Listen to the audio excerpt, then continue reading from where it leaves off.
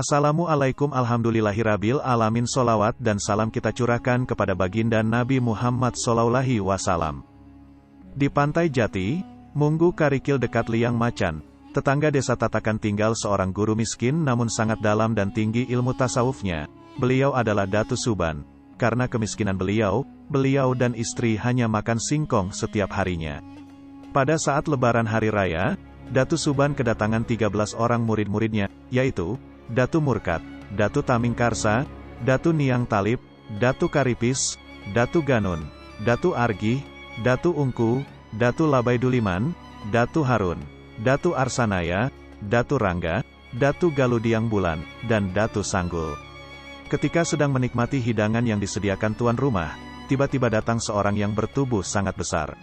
Serta-merta mereka terkejut dan segera mengambil tombak dan parang untuk menghadang orang tersebut.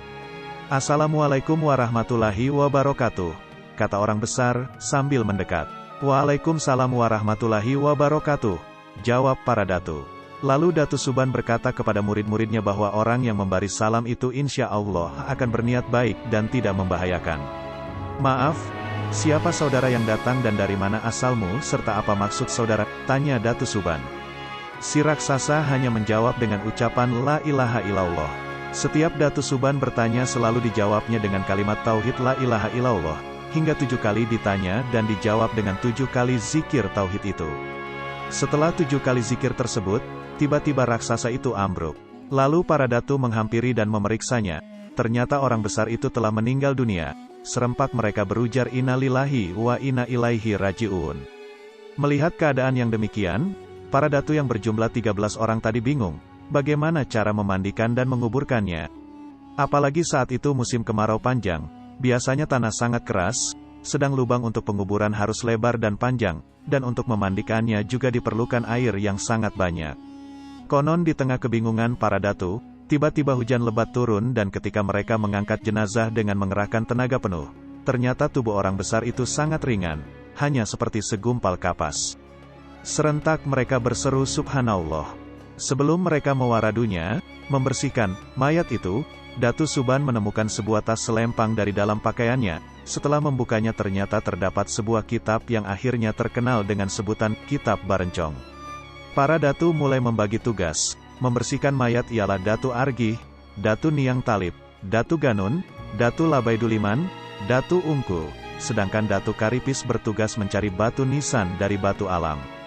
Sedang yang lain membuat lubang kubur di Gunung Munggu Karikil dekat Munggu Tayuh. Konon lubang yang digali tidak cukup untuk mengubur jenazah itu, terpaksa kakinya harus dilipat sehingga tubuhnya seperti huruf Hamzah. Pada hari ke-7 setelah meninggalnya raksasa itu, Datu Suban membuka kitab yang ditemukan pada jenazah tersebut di hadapan 13 muridnya sambil mengucap basmalah. Ternyata berisi bermacam-macam khasiat ilmu dunia dan akhirat. Akhirnya orang besar raksasa tersebut diberi nama Nur Raya, karena dia datang pada hari raya dan wafat pada hari itu juga dan sesuai dengan badannya yang raya. Nur Raya berarti pembawa cahaya yang sangat luas seperti raya, dengan panjang kuburnya kurang lebih 60 meter, dengan kaki dilipat, kalau tidak dilipat mungkin bisa sampai 100 meter, dan lebar kurang lebih 6 meter. Setelah para datu meninggal, tidak ada yang mengetahui di mana letak makam Datu Nur Raya.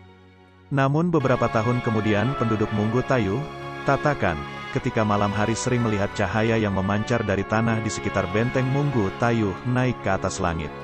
Salah seorang penduduk yang penasaran, berusaha mencari asal sumber cahaya tersebut, dan orang itu menemukan 2 batu yang besar dengan jarak 45 meter lebih, dan persis seperti batu nisan yang menghadap ke arah kiblat. Penduduk tersebut bernama Basran yang bergelar utuh Karikit.